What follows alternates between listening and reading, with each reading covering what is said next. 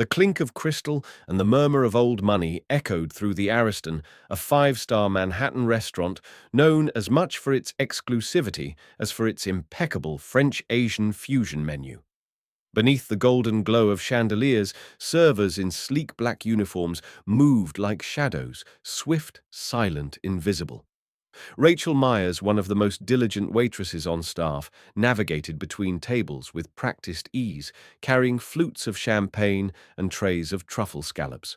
Her ponytail was tightly wound, her uniform perfectly pressed, and her smile gracious but never inviting.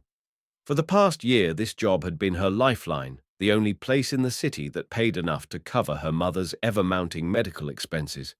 She didn't belong among the clientele hedge fund giants, celebrities, and diplomats, but she performed with the poise of someone who knew how fragile her footing in this world truly was.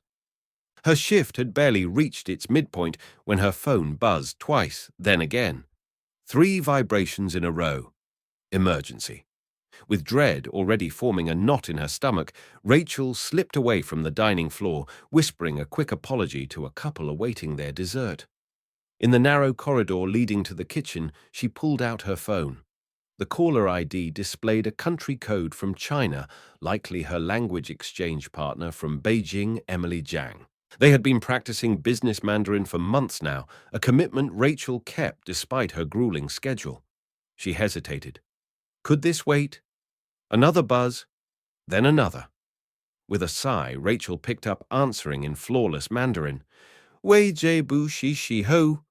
But the voice on the other end interrupted in rapid-fire Mandarin, launching into a series of technical phrases and terms, licensing contracts, negotiations, patent filings. Rachel frowned. I think you have the wrong number, she said firmly, still in Mandarin. I'm just a student and a waitress. I don't handle tech contracts. She ended the call, thinking little of it, and tucked her phone away before returning to her assigned tables. What she didn't realize was that her brief absence and that effortless switch into technical Mandarin had not gone unnoticed. At the VIP table near the window overlooking Central Park's winter silhouette, Ethan Carter had paused mid-conversation. The CEO of Carter Global Enterprises was not easily impressed. The steel-eyed executive was famous for his unflinching precision and refusal to waste time. But when he heard Rachel's voice behind the partition, delivering perfect Mandarin with technical fluency, he glanced up curious. His expression, cool and unreadable, didn't shift outwardly. But something in his posture changed. And when Rachel returned to his table with refilled wine glasses, her name stitched on the corner of her apron, he made a mental note to remember it. Dinner service continued without incident, but Rachel couldn't shake the sense that something had shifted. She caught Ethan glancing at her once or twice, not with flirtation, but with sharp, evaluating interest. As she cleared the dessert plates from his table, he leaned in slightly. Rachel, isn't it? He asked. She blinked. Customers rarely used her name, unless complaining. Yes, sir, she replied, professionally reserved. Ethan handed her a business card, sleek, understated, with Carter Global's logo embossed in silver foil. My office. Tomorrow, 9 a.m. I'd like to speak with you. Rachel stared at the card. I'm scheduled at the hospital with my mother in the morning. Ethan simply nodded. Cancel it. This will be worth your time. With that, he rose, buttoned his coat, and left without another word. Rachel stood frozen, the business card trembling slightly between her fingers. What could a man like Ethan Carter possibly want from someone like her? Was he just impressed by her language skills, or had she unknowingly crossed some invisible line? Her mind raced with possibilities, everything from job offers to corporate espionage. But beneath the confusion was a flicker of hope. A door had opened. She didn't know where it led, but she knew better than to let it close without at least peeking through. That night she sat at her mother's bedside in the dim hospital room, watching machines blink and beep in rhythm with her mother's labored breathing. Something happened tonight, she whispered softly. Her mother stirred but didn't wake. Rachel held the business card tightly. Maybe it's our way out. When morning arrived, Rachel stood at the base of Carter Tower. 58 stories of glass and ambition piercing the New York skyline. She wore her only pencil skirt and a department store blazer that didn't quite fit. Her nerves buzzed louder than the traffic around her. She thought of her mother's prescription refills, the unpaid bills stacked at home, and the exhausted look in her mother's eyes. Whatever this meeting was about, she had to make it count. She stepped inside the revolving doors into the world of Carter Global Enterprises. What she didn't know was that her simple phone call made in the corridor of a restaurant kitchen had stirred ghosts that had long been buried, and the man who had offered her an interview was unknowingly inviting her into a web of secrets that would change all their lives. Rachel Myers stepped into the glass-paneled conference room on the 58th floor of Carter Global Enterprises with a tablet in hand and nerves coiled tight in her chest. Less than 48 hours after her unexpected encounter with Ethan Carter, she had been formally hired not for a permanent role, but as an emergency interpreter for a high-stakes negotiation with Zenith Tech, a powerful Chinese technology conglomerate. Their lead interpreter had suffered a sudden stroke, and no replacement had cleared the company's stringent security protocols. Rachel, with her fluency in both business Mandarin and cultural nuance, had become their best option. Ethan's faith in her abilities had been unwavering, but Rachel couldn't shake the sense that she'd been thrown into a storm she didn't fully understand. The stakes were staggering: billions in semiconductor integration, cross-border licensing rights, and international partnerships that would shape the future of both companies. Between translation drills and late-night briefings, Rachel buried herself in preparation, determined not to fail. But the more she researched Zenith Tech and reviewed past communications, the more something began to gnaw at her. On a whim, one evening, she searched Carter Global's historical personnel records, hoping perhaps foolishly to confirm a lingering memory of her mother once working in corporate accounting. What she found stopped her cold. Linda Myers had indeed been employed by Carter Global from 1998 to 2004, rising through the ranks to become a senior financial analyst under Kenneth Carter, the company's founder and Ethan's late father. But in late 2004, her employment record ended abruptly. According to archived press clippings Rachel unearthed in the digital archives, Linda had been accused of orchestrating a multi-million-dollar embezzlement scheme, one that allegedly contributed to Kenneth Carter's fatal heart attack during the resulting financial scandal. The implications hit Rachel like a physical blow. Her mother, the woman who had taught her right from wrong with unwavering conviction, had never once mentioned any of this. Not the job, not the accusations, not the public disgrace. They had moved to Chicago shortly after the scandal broke, changing phone numbers, abandoning their old lives. Was it all an escape, or had her mother been running from something or someone? The questions piled up faster than she could process them. That night, Rachel stayed in her temporary office well past midnight, flipping through internal documents and archived legal filings. That's when a soft knock came at the door. Standing there was Noah Carter, Ethan's younger brother. Dressed more casually than his boardroom sibling, Noah exuded an approachable intelligence. "Mind if I come in?" he asked. "I think we need to talk." Noah had noticed her unusual document access activity. He'd always been more attuned to the digital heartbeat of Carter Global than its public image. When Rachel hesitated, unsure how much to reveal, Noah surprised her by finishing the sentence she couldn't. "You found the file on Linda Myers." Rachel's breath caught. "You knew?"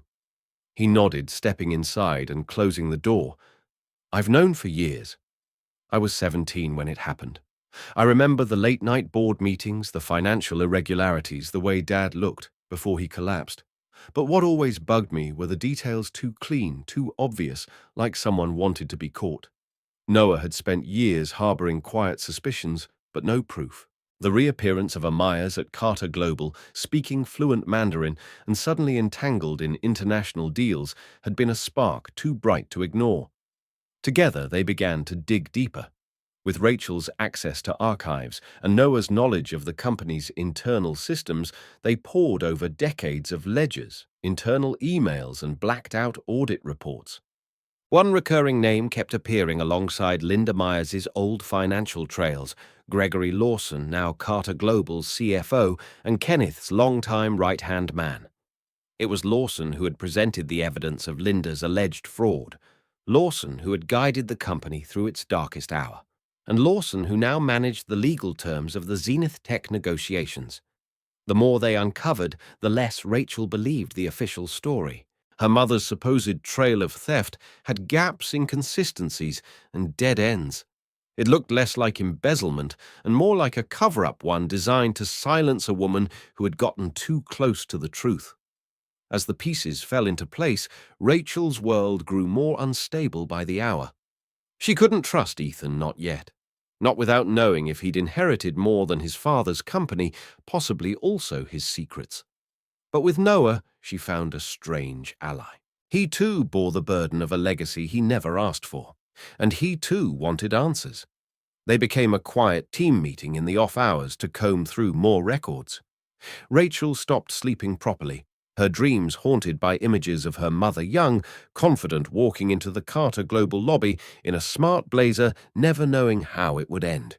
But if her mother had truly been framed, Rachel was determined to finish what Linda started, to uncover the truth, no matter how many giants she had to face in the process. And just like that, what began as a rush translation job became the opening move in a much deeper and far more dangerous game. The city of Beijing shimmered beneath the haze of dawn as Rachel stared out from the towering hotel suite, her eyes fixed on the unfamiliar skyline while her thoughts spun in every direction. The negotiations with Zenith Tech had intensified, but something else had been gnawing at her, something she couldn't name until the video conference began. The man on the screen wore tinted glasses and sat partially obscured by shadow. He spoke with deliberate authority, but his accent, cadence, and posture sparked something deep in Rachel's memory. It wasn't until he addressed her directly in Mandarin, complimenting her dialect and academic tone, that it clicked. Her heart stopped. The man, calling himself Daniel Fang, looked exactly like the faded photograph her mother kept in an old wallet, her father. The one she'd been told had died in a car accident 2 decades ago. It didn't seem possible, but the truth stared back at her through a pixelated screen. That evening, she received an encrypted message with simple instructions: Temple of Peace Garden, East Pavilion, come alone. Against every instinct she went. The meeting place was serene, eerily quiet under the Chinese moonlight. A man sat alone on a stone bench, back turned. When he spoke, it wasn't in Mandarin, but in lightly accented English. "The first time I held you, you were 3 days old," he said. Rachel froze. "I promised I would protect you both. I never imagined it would take 20 years to fulfill that promise." He turned to face her. The glasses were gone. The hair was streaked with grey, but the eyes, those same quiet, thoughtful eyes, matched hers. "Dad," she whispered. "Daniel Fang." He gave a small nod. "I was born Fang Yulin, but I've lived under many names." Rachel's knees nearly gave out. Everything she'd believed about her childhood shattered in a single moment. Over the next hour, Daniel told her everything. He had been a forensic financial investigator hired to audit multinational corporations suspected of moving money through illegal offshore channels. His most damning discovery: Carter Global.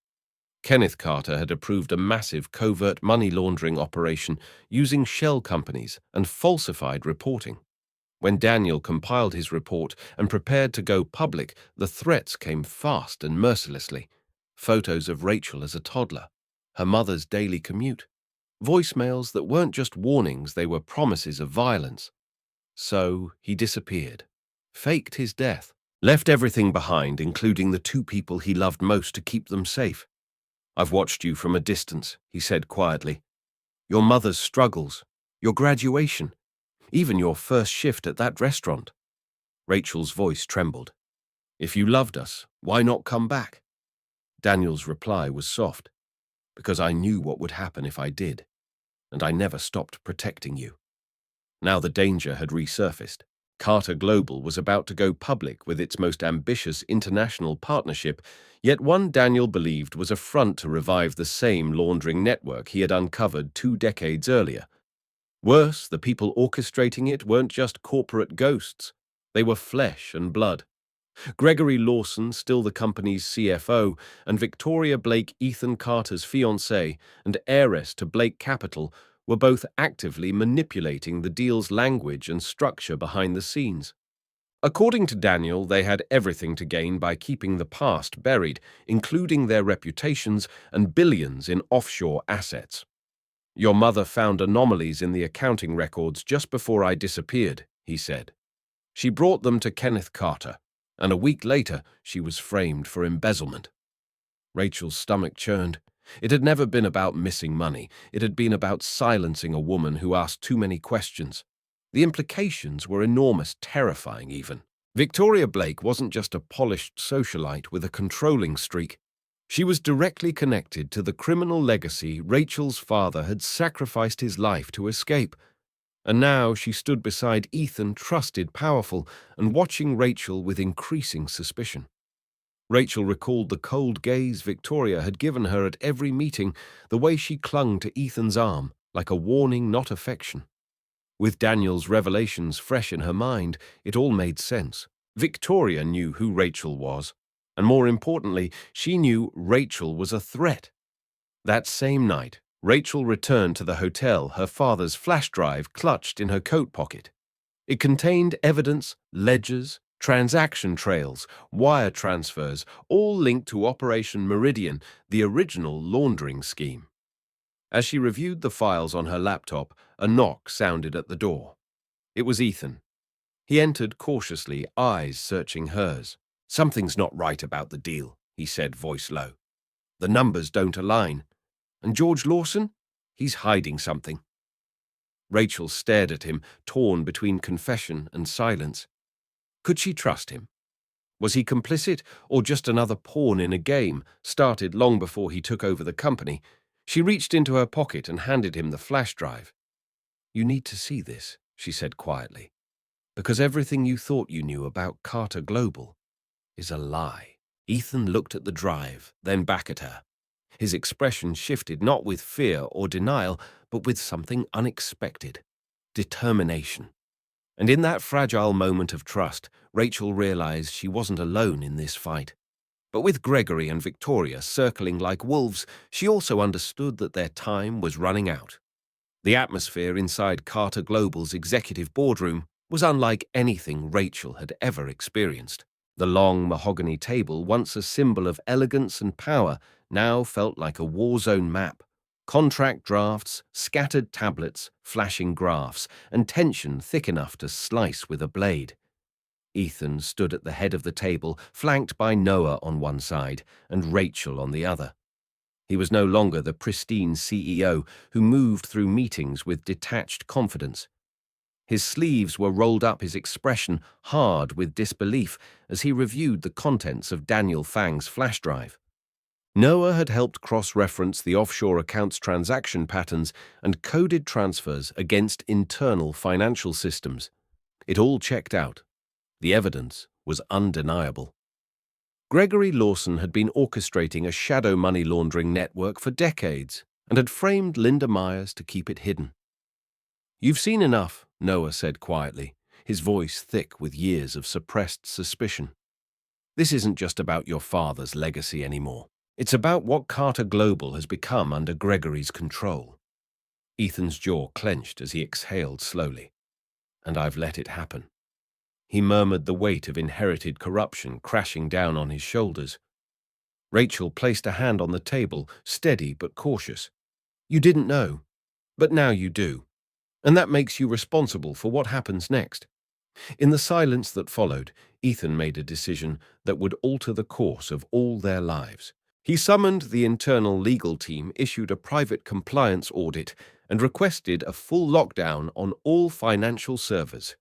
It was the first open act of defiance against Gregory Lawson, but Carter Global was a company steeped in secrets, and secrets never surrendered quietly. Victoria Blake responded first. The next morning, Rachel received a formal notice from HR she was under investigation for unauthorized data access and potential corporate espionage. Screenshots of encrypted messages, fabricated ones, were attached as evidence. Rachel's badge was deactivated, her devices seized, and her room at the corporate suite flagged for inspection. But Victoria wasn't done. She'd sent an anonymous tip to the Department of Corporate Security claiming Rachel was feeding information to a foreign competitor. The move was surgical rehearsed. Rachel sat in a temporary holding room, hands shaking, knowing she had only hours before the smear campaign would be irreversible. But Ethan wasn't fooled. Victoria had overplayed her hand. When he received a hospital transfer notice stating that Linda Myers had been moved to a private recovery center without Rachel's consent, he made the connection instantly. Gregory and Victoria weren't just silencing evidence, they were silencing witnesses. Ethan stormed into the holding room and dismissed the accusations on the spot. "She's not your enemy," he said to the company security lead. "She's the reason I'm still standing." That afternoon, Ethan reinstated Rachel and launched an internal investigation into the HR team, half of whom were under Gregory's influence. The tide was turning, but the war wasn't over. That evening, under the guise of attending a final review meeting for the Zenith Tech contract, Ethan and Rachel returned to the executive level, only to find Gregory already there, his face pale, eyes hollow. "You've backed me into a corner, Ethan," he said flatly. "You've jeopardized everything this company was built on." Ethan stepped forward. "No, Greg. You did that the day you framed an innocent woman and kept the blood money flowing to protect your illusion of control." The conversation escalated quickly. Gregory's calm demeanor cracked. His voice rose, trembling with rage and desperation. "You think you can erase me? Rewrite history?" Rachel saw his hand move inside his blazer, just as Ethan turned to respond. There was no time to think, only act. Gregory pulled a small pistol from a shoulder holster aimed at Rachel. Ethan lunged without hesitation, throwing himself into Gregory's path. The shot rang out deafening in the marble-walled room. Security burst in seconds later, wrestling Gregory to the ground as he screamed obscenities. Rachel was on the floor, cradling Ethan, blood soaking his shirt from a graze along his ribcage. "You're okay," she whispered, her voice cracking. "You're okay." He coughed once, pain etched across his face, but he nodded. "I had to make a choice," he rasped, "and I chose you." Gregory was arrested on the spot, the weapon confiscated, and the footage reviewed evidence of premeditated violence and obstruction of justice. News traveled fast. Victoria tried to distance herself, but Noah, ever the quiet strategist, had already traced emails and bank records tying her to several shell accounts used to funnel bribes. The press would devour her reputation by morning. As paramedics treated Ethan's wound and escorted him to the hospital for precautionary care, Rachel stood in the conference room alone, the silence ringing louder than the gunshot. She knew this wasn't over, not by a long shot. There would be trials, fallout, and the unrelenting spotlight of public scandal. But for the first time, the house of lies had cracked. And in its place, something honest, something painful, yes, but finally real, had begun to rise. The Grand Hotel ballroom in Manhattan was hushed, packed wall to wall, with members of the press, legal observers, and federal investigators standing along the sides like silent witnesses to history. At the center of the stage stood three figures: Ethan Carter, CEO of Carter Global; Rachel Myers, the daughter of the woman who had been silenced for 20 years; and Daniel Fang, the man who had once faked his own death to protect them both. Behind them was a large screen showing documents, timelines, and evidence so irrefutable it left no room for interpretation. Ethan spoke first, his voice steady, but low with emotion. "Today, I stand not just as a corporate leader, but as a man who has inherited a legacy of lies and chosen to dismantle it." He outlined the cover-ups, the laundering network, the offshore accounts that funded Blake Capital's rise and protected Carter Global's illusion of integrity. Then came Rachel, her voice clear and unwavering as she recounted her mother's story, the wrongful framing and the pain of growing up in shadows. Finally, Daniel stepped forward, offering the final blow evidence gathered over 2 decades meticulously catalogued and shared with federal prosecutors live in the room. The fallout was immediate. Grand jury subpoenas, emergency board meetings, stock freezes. Gregory Lawson was indicted within hours, facing multiple charges of fraud, racketeering, and obstruction of justice. Victoria Blake, in a final act of desperation, attempted to flee the country but was intercepted at JFK and placed under federal custody. Her father's empire, Blake Capital, began to unravel under the weight of forensic audits and public outrage. But beyond the legal chaos, something deeper happened that day. Linda Myers's name was officially cleared in front of the world. A framed photograph of her, a modest woman with warm eyes and a quiet strength, was placed on the podium beside Rachel as the press conference concluded. And for the first time in 20 years, the narrative of her life was rewritten from betrayal to bravery. Ethan stepped down temporarily from his role to cooperate with investigators, pledging transparency and restructuring from the inside out. But the work was only just beginning. 1 year later, the spring air was soft as Rachel stood at her mother's grave in upstate New York. Fresh lilies lined the granite headstone engraved with Linda Myers's name, now joined by the simple inscription, "Truth Prevails." By her side stood Daniel Fang, no longer hidden in shadows, and Noah Carter, who had remained steadfast through every moment of chaos. Rachel had returned to this place often, but today felt different.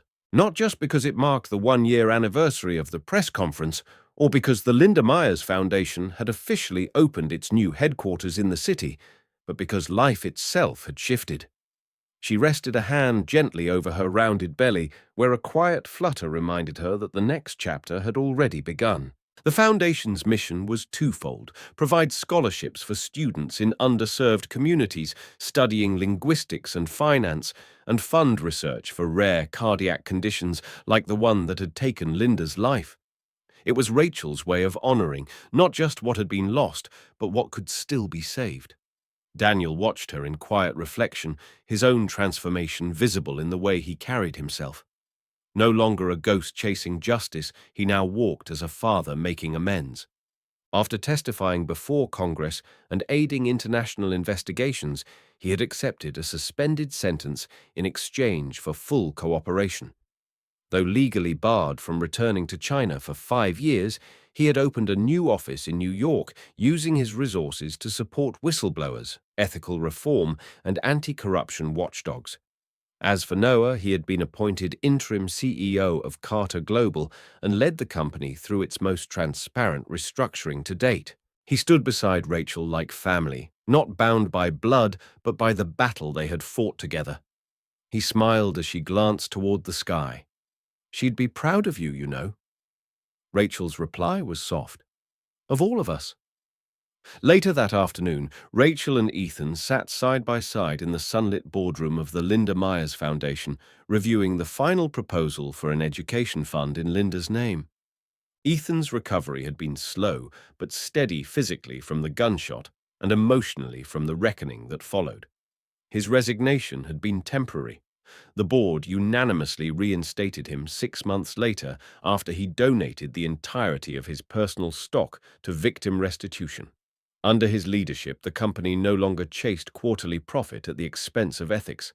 Instead, Carter Global had become a model for corporate accountability. Rachel looked over the proposal then at Ethan. "Do you think they'll ever forget?" she asked. "Not forget," he said gently, "but maybe forgive. That's how we begin again." He reached for her hand, resting it over hers, and the child growing between them. "We build something better. Together." As evening fell, Rachel returned once more to her mother's grave, this time alone. The wind carried the faint scent of tulips and earth, and the sky was streaked in gold. She whispered a promise into the quiet. "He'll know your story," she said. "Our child will grow up knowing who you were, what you endured, and what you stood for." And in that moment, Rachel felt not the weight of what they had lost, but the strength of what they had reclaimed. Her journey had begun in shadows, in whispered conversations and buried truths, but it ended here in sunlight and legacy. A new generation would grow up free from the corruption that had once poisoned their name. And in that freedom, in that truth, Rachel saw not just justice, but hope. If this story moved, you don't forget to subscribe to Deep Inside HQ, where we bring you powerful stories of truth, redemption, and resilience that go far beyond the headlines. Share this video with someone who believes in second chances and leave a comment to tell us what part of Rachel's journey impacted you most. Your support helps us continue uncovering the human stories behind power, injustice, and transformation. Join us because the deeper we look, the more truth we find.